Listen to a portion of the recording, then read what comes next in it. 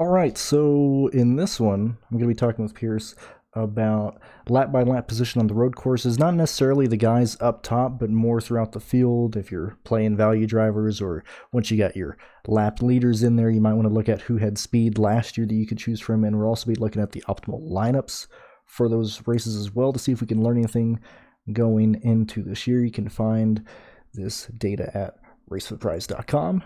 And Pierce, where would you like to start? Let's go with the Daytona road course because I've watched that race again, so it's pretty familiar, or I'm familiar with it. I'm not as familiar with the Roval race. That's going to take me a second or two to remember that one. I was informed I'd forgotten the Xfinity Roval race, and one of the messages on the YouTube page, the guy reminded me that it was an absolute mess. But I think the Cup race was fine at the Roval. Anyway, we'll start with the Daytona road course race, and we just want to look at the drivers that ran well. And quickly, it was Elliott, Hamlin, and Truex were the best. And as most people know, with these road courses, it's all about the stupid stage pitting, which I hate, but NASCAR is never going to get rid of it. And the only thing you can do is just try to build your lineups accordingly. What are your thoughts on the stages in these road courses? I mean, I think you summarized it up perfectly that they've ruined any type of strategy. Why, unless you're a team trying to get points, I think that's the argument I'm going to make. Stages in road courses are there to help teams that can't normally get stage points get stage points. But what do you even need those points for? Maybe, I guess, if you're a struggling team, you earn 30, 40, 50,000 more dollars at the end of the race, possibly. I just don't get it. I don't. I think the bigger surprise is, if you remember in 2019, William Byron leads all of stage one, and he gets the stage points. And then he wins stage two, gets the stage points, and then he has to start in stage. He ends up finishing like 25th. But point-wise, he still ended up with the most points at the end of the race. And I couldn't understand why a guy who needs to win a race would just forfeit the race for freaking stage one, stage 2 points. That was one of them. Luckily, no one really ever does that. I think he's the only guy in recent memory who's raced for stage points and pretty much forfeited a race with a fast race car. But that's how we see most of the lead changes. Even though the Daytona road course, there's a couple spots to pass. It's a lot more racy than the Roval. It's probably, especially since it's so new to these drivers, you're going to see a lot more passes at the Roval or at the road course in Daytona than you would at Sonoma. They're all pretty familiar with Sonoma. They're all pretty much locked in. I know Sonoma is a technical racetrack, and I know we don't really even need to talk about Sonoma because they're not going to be racing there, but they've become so familiar with that track that you didn't see a lot of moves at Sonoma either. Watkins Glen is, sometimes I don't even know if it's a road course. You know what I'm saying? Yeah, I'd said in the previous one that I hate road courses in general. I think they're boring races to watch. But I at least get more entertainment and more value out of the faster road courses than the ones like Sonoma, where it's more technical and it's more of a driver's track. But it's horrible to watch. Do you remember entering this race that James Davidson skipped Indy 500 practice because he believed that he could win this race? Yeah, that was something else, wasn't it? That was, yeah. I mean, Rick Ware's cars have gotten better, and you mentioned this in your podcast that Rick Ware Rick Ware, Thomasville, North Carolina, has done. He's just gamed the system. He's figured it out. He's created a perfect model, and through that, he's also starting to develop better cars. Mm-hmm. And I don't know if they're ever really going to compete in the Cup Series, but I could easily see him having. I mean, they basically already did have a top 15 car in the Xfinity Series with that Bobby Dauber alliance. He doesn't really mess around with the Truck Series, but he's in there. He had that Indy car they caught on fire. Wasn't the first car to blow up at Indy? Yeah, they had like a rotor issue or something. I mean, he's gonna Rick Ware, but I mean that guy has a ton of money. I said that if you're throwing money towards IndyCar, towards Xfinity, towards buying pretty much every underfunded team in NASCAR, I mean, Well, he's been sports racing too. He's got a Rolex 24 car. Who's in that? Is Elliott in the Rick Ware car? There's a Cup driver in the Rick Ware Rolex 24 car. I don't remember. I think Chase is. I know he's in somebody else because they accidentally said who he was racing for too early. Oh no, Rick Ware withdrew. Oh no, that's last year. I'm pretty sure he's going to make it run up for it this year. Hope so. Yeah. The point is that money should eventually get to success in NASCAR. Yeah, I'm looking at it right now because they've got the Biohaven Nurtec ODT partners with Rick Ware for the 24 Hours of Daytona. So Nurtec is this, I can't remember. Khloe Kardashian's the main sponsor for it, though. Oh yeah, oh man. She doesn't even look like Khloe Kardashian. I know we're getting a little off the rails. She does not look like that's Khloe Kardashian. And Nurtec is I can't remember what their spot. I think it's headaches. That's what it is. Anyway, so they are running. I know a Cup driver is going to be in this thing. But long story short, Austin Dillon. Austin Dillon's going to race it. Oh, well, hey, there you go. You can root for him. Love to root for Rick Ware, but I don't know if I can root for Austin. Who else? Maybe AJ Allmendinger getting that car. Who knows? He probably will call the race, though, I imagine. Yeah. Anyway, Rick Ware is doing pretty good, but not in this race. James Davidson really didn't. Did he get in the optimal lineup, though? No, he didn't. No, he finished. He's really cheap. 30th, he started. Yeah. Where did he end up finishing? He finished third. Oh, he got in a wreck. He got in like 2 wrecks. I remember in this. Yeah. He finished in 30th, but he did score he didn't kill your lineup. He scored 20th most fantasy points. So at 5,200, wasn't the worst play in the world. What was it? Oh, he was starting second to last. Yeah. What about Timmy Hill? How did he do? Timmy Hill finished 29th, and he ran. He finished well on the stage at Charlotte as well. I think if he had better equipment, he could possibly do something. Well, it's not that hard to say. I mean, Davidson was on the lead lap. Timmy Hill was on. Now he could have been 40 seconds behind Timmy Hill. Probably not, though, because there was a restart on lap 63. So it's 3 laps to the finish. So Davidson could have easily grabbed a couple more spots. He restarted 32nd. He finished 30th. Timmy Hill restarted on lap 62, 31st, finished 29th. Brennan Poole restarted 15th. He finished 28th. That would have completely messed some stuff up. Bubba Wallace restarted 11th at the end, finished 25th. He was in 9th. What happened? I got to look in the notes here. I don't think I remember mentioning this in the podcast. So he was in 9th place in lap 64.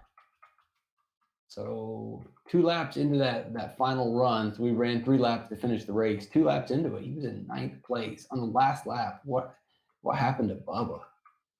And there's nothing in the notes. Let me see if I can find anything out looking at the finishing order. See if they have. Wow, that's crazy. Bubba Wallace never runs well at road courses. And there he is in 9th place coming to the white flag. And he finishes 25th.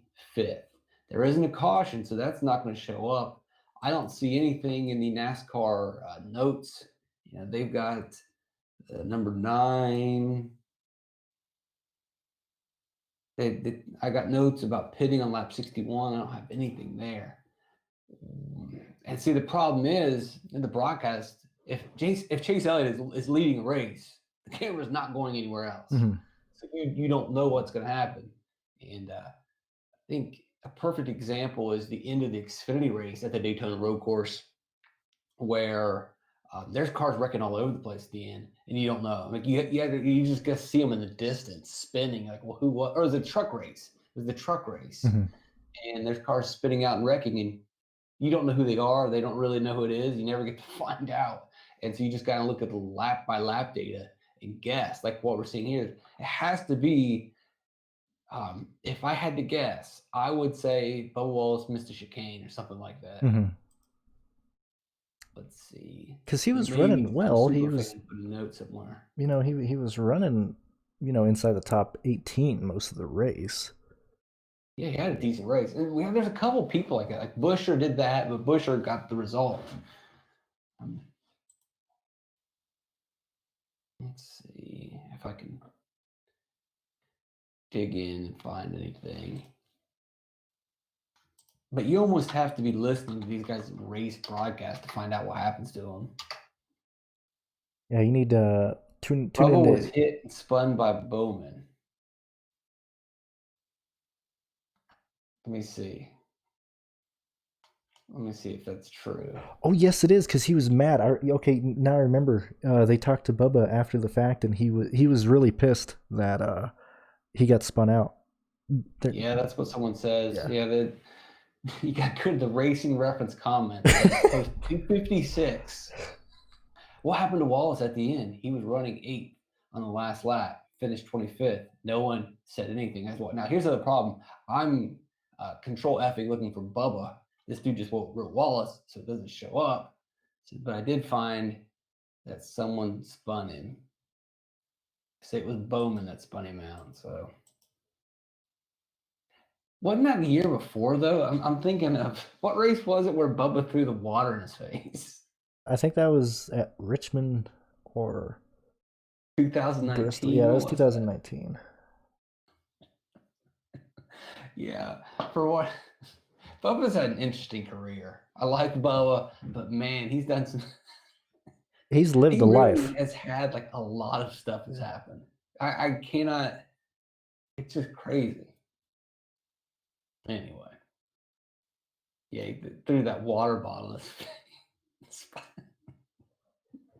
Such a loser move. Alex Bowman's laying by the car about to die. Literally die. He's having heat stroke and and you splash him in the face like a and then like the collateral damage hits the official too. Yeah. But you can't, I mean, they just act like idiots. They're children. They act like children too much. I don't know how you can't relate to anybody in the Cup Series. I just don't get it. I mean, how are they? You should like everyone in here. All right. So then we've got Eric Almirola finished 24th. He had been a 15th place car and does not seem to have a very good start at the end. Oh, yeah. Ryan Preece, basically 23rd the entire day. Cole Custer finishes about where he ran. Christopher Bell had climbed up to 7th on lap 45. Did he pit in lap 445? I'm assuming he did, or he wrecked on lap 45. Looks like a pit cycling thing. I remember Christopher Bell he wrecked Kevin Harvick in this race, ruined Kevin Harvick's day. I don't think Kevin Harvick was going to do anything anyway, but Bell spun him out inside the infield section is pretty exciting. At the Roval, you get people spinning out, I guess, but it's not really a lot of really good racing and precision and passing. But at the Daytona Road Course, having watched all 3 races, it's pretty exciting to watch the cars battling and setting each other up. You don't really get to see that at a lot of these tracks. You definitely don't see it at the Roval. Let's just hope that someone makes a mistake, but it's pretty interesting. Now, the restarts are absolutely insane. It's kind of stupid. And I know that I don't know, agree or disagree, but I think that at least in the Xfinity Series and the Truck Series, they should restart single file. What are your thoughts? I agree. And This is where we get into NASCAR's weird way of approaching stuff, because if they would just have practice, like a 30-minute practice, I think that would solve a ton of issues. I can't disagree. And if you don't want to practice, then don't. Yeah, if Like, if I you don't just have don't tires, understand. Mike Harmon, if you don't have tires, it's all right. You don't have to go out. And if you don't even want to show up for practice, you don't. You don't want to go through inspection, then don't. But just let them go out there. And hell, let the cups in the truck and Xfinity all practice at the same time. Who cares? Yeah, especially when you have. I hate bringing up IndyCar so much because this is a NASCAR podcast, but I mean, IndyCar has multiple practices. Endurance racing has multiple practices. There's no reason they can't have half an hour. Well, it was such. I just hate when they lie to us, or they just give us a terrible excuse. And the excuse was, well, they can't have a bunch of guys in the shop during COVID setting up all these different cars. And meanwhile, every grocery store in the country was still open. Many of the factories were like, it was May. A lot of places were already open. Factories were open. Grocery stores were open. You can't have 10 guys in the garage. I mean, these are state of the art garages setting up cars. It was just not true. Because if that were the case, then how come you were able to have practice at Indy with Mm-hmm. the Xfinity Series? I mean, I don't even know why they did that. Like, what was even the point? Can you like? Well, Was NBC just desperate to put something on? I don't even know if they put that on TV. I think it was online. yeah, I don't know. That's above my pay grade. I don't get. I'm not smart enough to figure that out. I don't think they're smart enough. Bell spun out. That's why he dropped from 7th to 36th on lap 45. And that's interesting. He might be someone you would want to look at. He did win at Road America in the Xfinity Series and in this race. Stage one, Bell started 15th, and he did the pit cycling game, so he restarted 7th. But he'd improved in spots. So before pit cycling on stage 11 or lap 11, Bell had driven from 15th to 8th. Then in stage two, he restarts 7th and finishes the stage in 6th. And he's running inside the top 10 from lap 33 to 45, and then he spins. And that's about all it takes.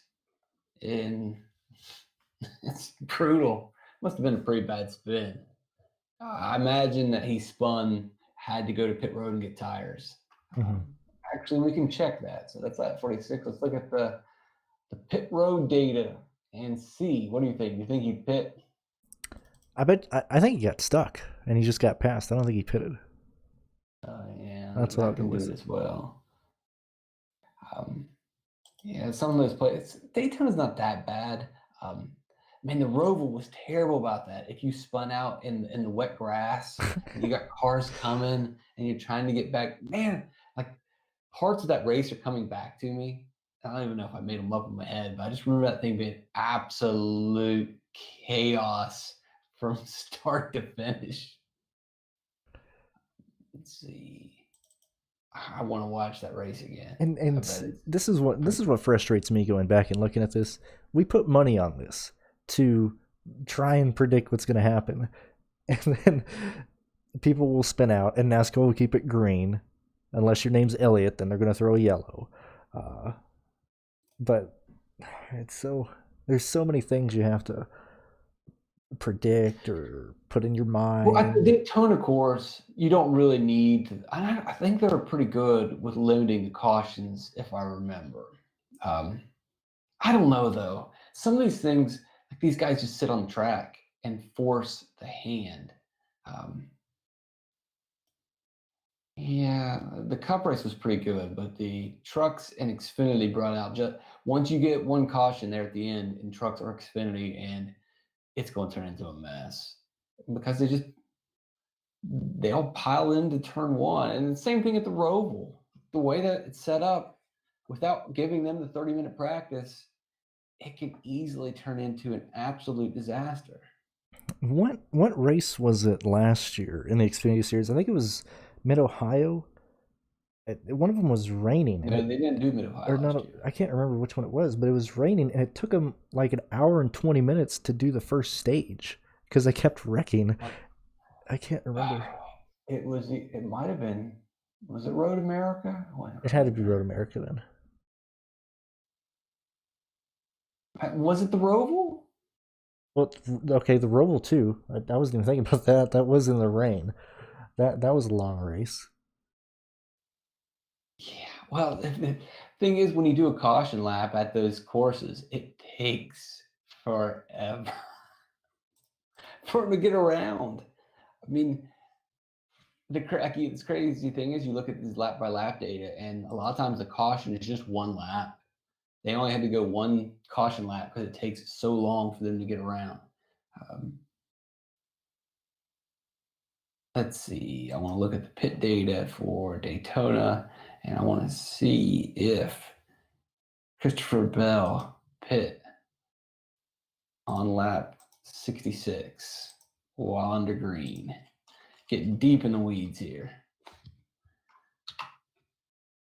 You say he didn't pit. I say he did not pit. The things we look up for you guys.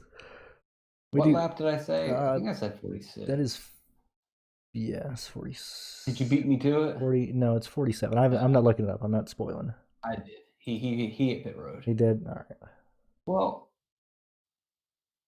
yeah, he pit under green. A lot of guys actually pit under green at that spot, so that's really weird. Because if everybody else was pit cycling there too, it shouldn't have been as detrimental, but it was. That had so to the be, spin must have been pretty severe. That had to be a weird time because you have Logano running in. I guess that 4 lap period was just people racing crazy because you have Logano. He's in 10th on lap 44, then 32nd on lap 45. Keselowski is 9th on lap 43, and then 27th on lap 44. We just talked about Christopher Bell there. Matt Kenseth went from 24th to 35th on lap 45. And Bell had a 30-second pit stop, which is very long. So he must have suffered some pretty severe damage to have taken a 30-second pit stop. And I imagine him getting to pit road probably took him a little bit longer. I bet that lap time was not very good at all. So, yeah, that's when you rank that pit stop, that was the 136th fastest pit stop. So, not so good. That's like a regular Joe crew in the car. You know, no. Well, I mean, it's slow just because they were probably they're getting damaged, and whatever, but you know, a lot of people aren't going to dive into specifically that. So, which would mean Christopher Bell should probably be a guy that you would be excited about for. Well, he's not going to be in the Clash, I don't think so. But the Daytona Road Course race in week 2, he might fly under the radar. So. Yeah, this is why I like diving into really specific things like this, because you can learn a lot from lap data. If you guys haven't really looked at it before, Pierce has it free this year. I would advise you to go look at it. But this is stuff that you're not going to find if you just watch the race. Like we're having to go through racing reference comments to figure out what happened to people. And well, this is what I do. Yeah.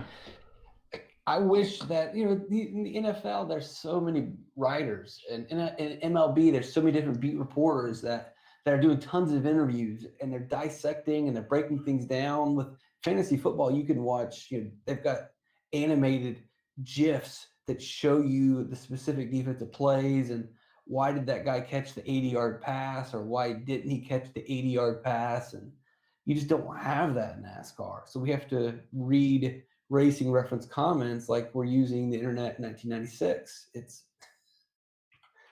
really weird. By the way, he ran the 10th most laps inside the top 10, and that's not a statistic that's widely available. So a lot of these hidden stats say Christopher Bell should be a sneaky play in the Daytona Road Course week 2. Is there anybody Or else that you're start. seeing that pops out? I'm not seeing anything that's really surprising other than the guys we've covered right now. So Bubba Wallace is someone that I would look at. Now, Bubba Wallace didn't necessarily have a good race, but what Bubba Wallace did is what they all do is the stupid like pit cycling. I'm just gonna run back in 20th, cycle up. Now I'm in 15th, cycle up. Maybe I mean that's what we've seen Chris Buescher do that. Chris Buescher finishes 5th, and he didn't even try stage 1. Alex Bowman wrecks and runs in the back. It doesn't even start racing until stage 3.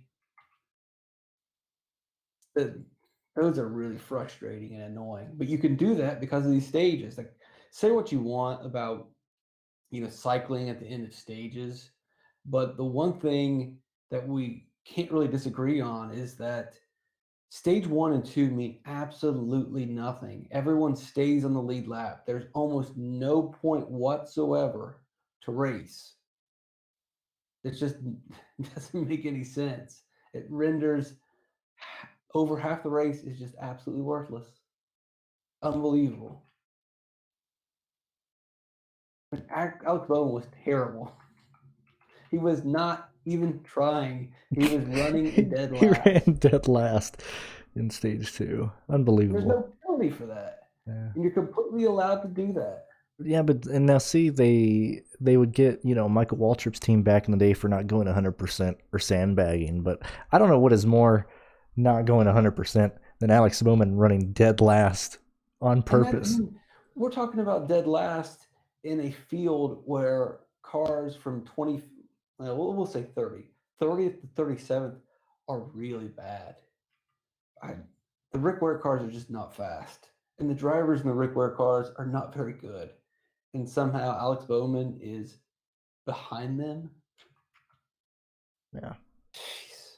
One quick thing. What do you think about the Clash this year? I think it's going to be a horrible event to view and to make laps for. I'm not going to have fun at all. I'm making my projections free just to help everybody out for that one race because I think it's going to be. One thing I would like to know is, have they decided what package they're going to run? Have you heard anything on that yet? I haven't seen anything on it. I think it's the same one. If they're not going to practice at the Daytona Road Course in week 2, then this is going to be practice. And so it's going to be a freaking practice. And that's all it is. Like, at least in the Clash before, if you're in 15th with 2 laps left, well, you still got a chance. It's a plate race. If you're in 15th 2 laps in, your race is over. Mm-hmm. You're not winning the Clash. You're going to road race your way to the front. And even if you do, it's going to be crazy cautions and restarts. And so if that's the case, then you just need to go in the back and cruise. I just don't see how this works. I don't understand how anyone. I understand how last year they thought, oh, this will be cool before COVID and all the road courses they added. Like, yeah, let's do the Daytona Road Course to start the season. All right, something different. Well, now that you already have 32 road courses and you're already racing at the Daytona Road Course literally 2 weeks later, what's the point? If you had to think of a way to make this race exciting at the road course, what would you do? I'd make it 20 laps. I think you have to cut down the race because I don't like the Clash was fun because it was a super speedway. You're getting pumped for the season. 20 laps will be over in no time though, because once they spread out, and they will. Well, isn't that how the Clash was? Because Junior wants to bring it back to what it was. Wasn't it like a 20-lap shootout between the pole sitters and the champions? Yeah, but at least it was on the plate track.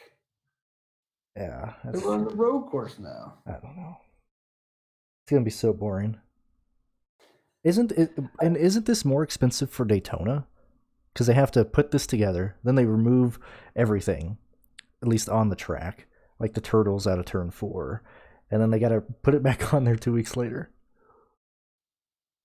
Hey, you're right. Because they got to take it off to do the Daytona 500, and then they got to put it all back. I mean, it must not be that bad for them to do.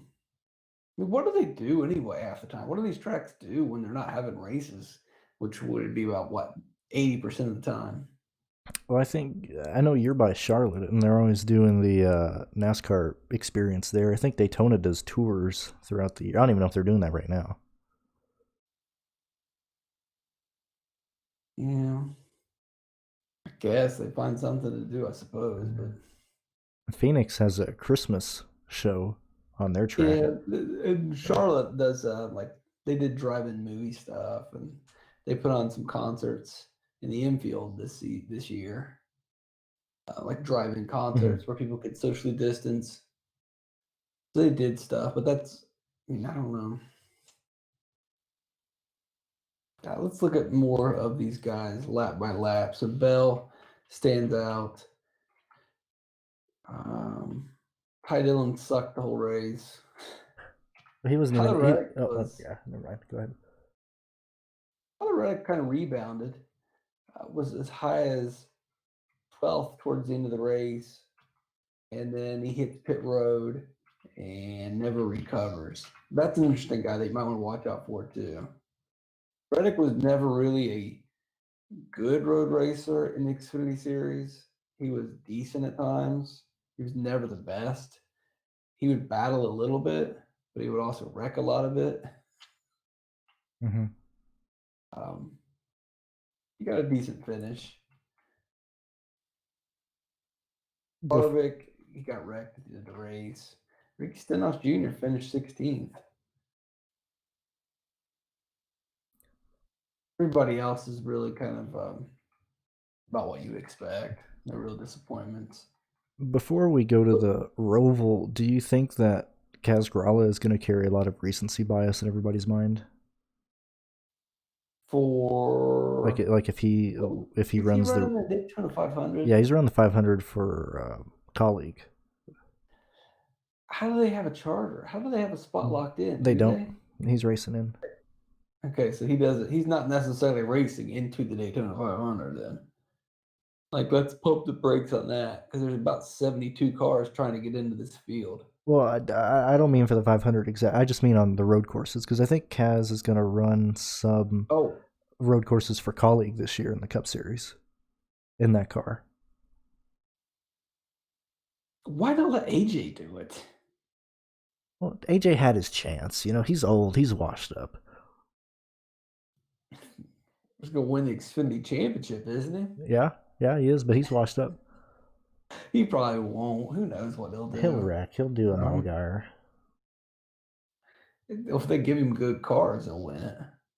But man, he hated racing 2 years ago, and he was pretty open about it. Yeah. Isn't that crazy? It was actually been 3 years ago. He hated his life when he was running for Dory. And now he loves racing again. Loves it. It's pretty amazing what you can do when you have a decent car. Yeah, and then you go to Matt Kenseth to where he doesn't say anything. He just wants the season to be over with. Man, I can't.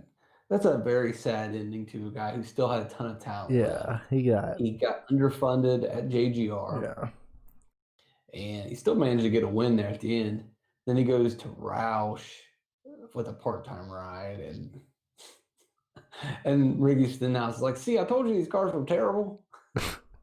I am convinced. Like, nope, these things are garbage. I'm convinced that he was not aware of how bad these cars were to drive. Because I remember there was one time on his radio, he was like, "How have they been racing this for 2 years?" Or something along those lines. He jumps in that 42, and those things have not been very good either. So if Kenseth can't get that thing to go fast, how's Ross Chastain going to get it to go fast? Yeah. And I know I give Ross Chastain a hard time, but sorry, but Matt Kenseth is a better, more experienced driver. And if he can't make that car work, it's not going to happen. It's just not. Yeah, I can't believe he even got back in the car. Where did the hell did that come from? I can't believe that the Newman car went to Chastain for a couple races. That surprised me.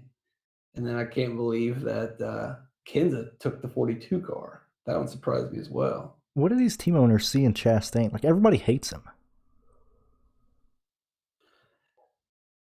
One day, I would love to know. I think the fans would like to know this. NASCAR will never reveal it, but and all it takes is the driver to show it. Is like, let us see these contracts. In every other professional sport, there's transparency for whatever reason. And I think it ultimately benefits the driver or the players to have unions and to talk about contracts and to negotiate together.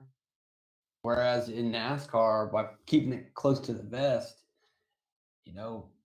I think some of these drivers are getting screwed and they don't know it. They're not getting really good deals. And I think that became really clear when Kenseth couldn't get another contract that the giant, paydays were gone. And really I don't know if there's a better word other than scabs. I mean, the young people are like, oh, it's young drivers in NASCAR. Yeah, but we can't see these contracts.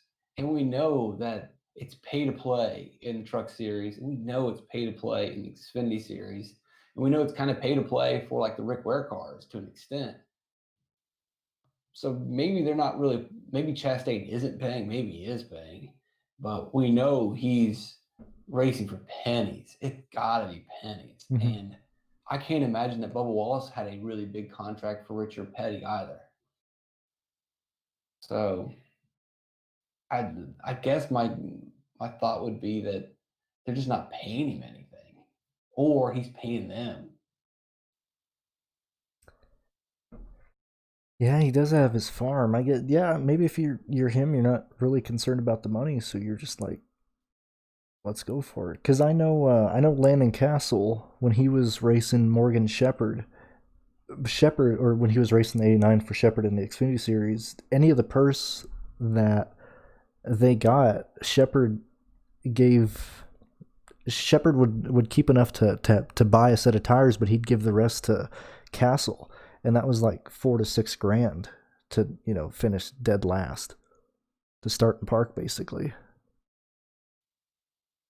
Yeah, I can't believe Landon Castle's not racing every weekend. I thought after his iRacing fame that he would be able to get a ride. He's clearly more talented than, I would say, 70% of the drivers in the Xfinity Series. But that's just completely pay to drive. There's no other way of looking at that. Yeah. The JGR cars are bought and sold by drivers. Riley Herbst is with Haas because he's paying for that ride. No other way to look at it. Allgaier brings sponsorship. Annette brings sponsorship. Is there one driver in the series that's there because they're some sort of future driver that's just done it on their own? Yeah, I can't think of someone on pure talent. I would like to see the Hemrick deal, because Hemrick doesn't have a lot of money, and he doesn't have a lot of he has some sponsorship connections, but it's not a lot. Maybe Hemrick had some money saved up and he's, pulling like he could do a Tommy Joe Martins, and just a Ryan Priest type thing, and just betting a bunch of money to save his career. Which, if I was Hemrick, I'd say just keep your money, save your life, but don't blow your life savings on this. Because even if Daniel Hemrick wins 8 races in a JGR car this year, all right, cool. You got your check for next year, right? They're just no one was going to want him in the Cup Series. And if he wants to race again next year, he's going to have to keep paying. I don't know. I just get so depressed. I'm like, the Xfinity Series used to be the coolest series ever. And now it's just these kids that I can't relate to. I know you can't relate to. I know my family doesn't relate to them. Like, my mom will tune it on and she's like, I don't know who any of these kids are, and I can't relate to any of them. They all just seem like punks. I'm like, yeah, you're right. Burton's okay. Obviously, he's rich and has money and has connections, but I'll give Harrison Burton a pass. Maybe he doesn't deserve it, but he's a son of a racer, and whatever. We'll let that slide. But the rest of them is pretty tough. Cindric's a rich kid. Allgaier is just connected sponsorship wise. Annette, same thing. Herbst, rich kid. Gregson, rich kid. Who else is in these cars? Brandon Jones, rich kid. I don't know. Brandon Jones is growing on me. I mean, he's been around so long. It's like, whatever. It's Brandon Jones. He's going to be a rich old man in the Xfinity Series. He's gonna be like Jeff Green. Well, he's not going. I hope he does stay in the Xfinity Series. It's a better series. I don't understand. Yeah, Daniel Hemrick kind of got demoted, but it's good that he's in this series. Mm-hmm.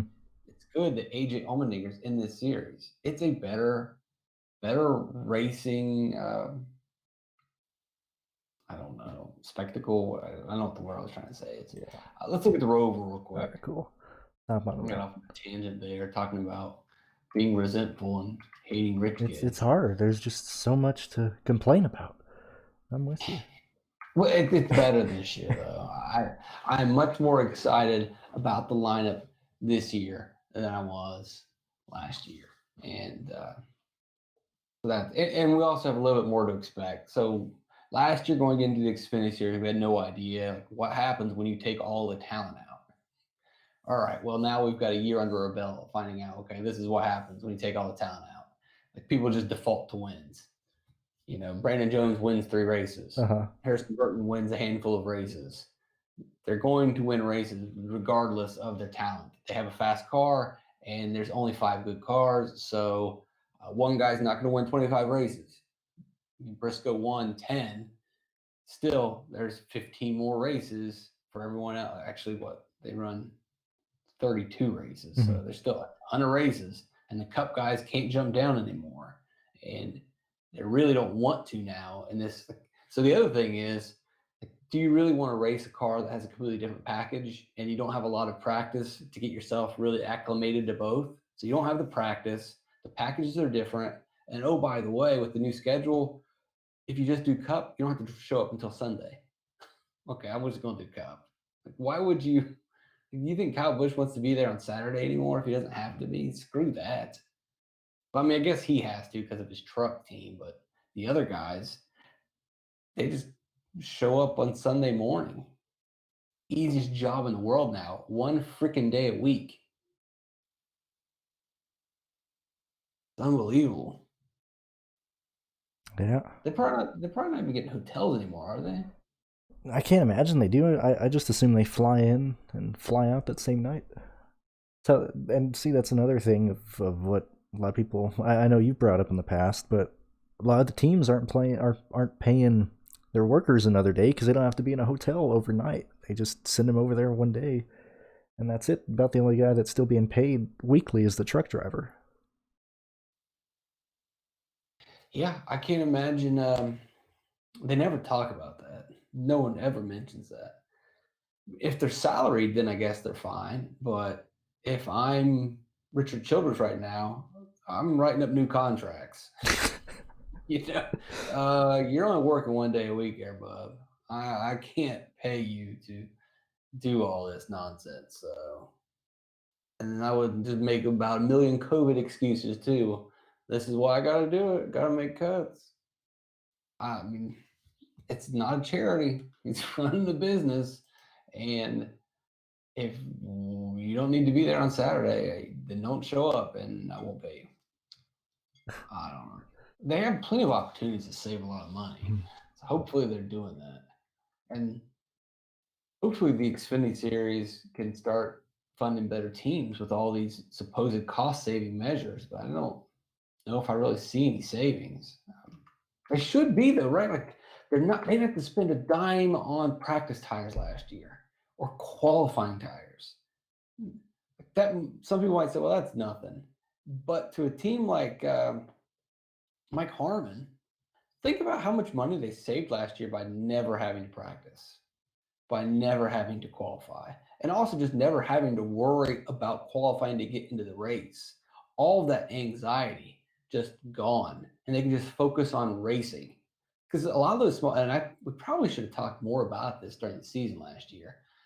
Those Mike Harmon teams, they've got to race in a lot of times, and they've got to spend their time and the resources on making sure they get the qualifying setup right. Well, now they don't have to do any of that. They're just focused purely on let's make sure this thing can run 150 laps. In the past, they never had that luxury of, let's just make sure they had to get speed in the car, and they couldn't just completely focus on getting it to finish the race. And so no surprise this year, the Mike Harmon cars had some pretty good finishes. Other cars also had some pretty good finishes because they were able to devote their resources to getting the cars to run long as opposed to running 2 really fast laps. Now, having practice might have helped a little bit, but probably doesn't help them that much. I mean, maybe it would be cool to let them run the car 2 laps. But I guess that's what your caution lap is anyway. I don't know. Yeah, I guess about the only thing I would imagine those underfunded teams did, and you saw this, which was really weird that the top teams had the issues of the balance or of the ballast falling out of the car, which, like, if that happened with me when I would have been fired. Like, if I had weights falling off the car, like, I would have been fired. And it's weird that the top teams are the ones that had to deal with that type of stuff. I know Briscoe had at Homestead when they came back. But I would imagine for the smaller Hamlin teams at Charlotte, I believe. Yeah, like that's unacceptable for any team, much less a top team. Like I would have been fired if that happened. That's ridiculous. But how does that happen? Just you don't double check, triple check? Yeah, you don't. You're either putting the weights on. I know they put it in the frame of the car, and then they put a bolt in behind it to keep it in there wherever they want it at, and whoever's job that was to put that weight in there didn't secure it. I'm sure they got chewed. Could be having fewer people at the track too, having fewer eyeballs, fewer people to double check. Could be the possibility there too as well. Yeah, but yeah, going back to your question, the practice used to just be for the smaller teams is, hey, is this motor leaking? Is it turning over? Is it starting? Yeah. No, I mean, like Tommy Joe Martins was always pretty good about that, saying, hey, those laps were terrible, but we were using,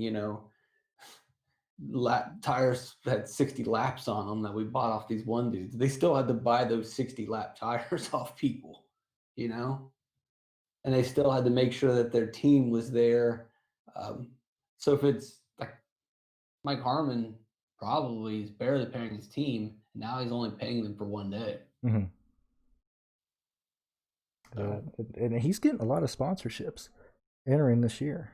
Like he has a lot of money this year. We'll see what happens. Let me go ahead and end this so we're not keeping people around since we started talking about road course laps. But yeah, find Pierce at race4theprize.com. Find me at my Patreon, and we'll catch you next time.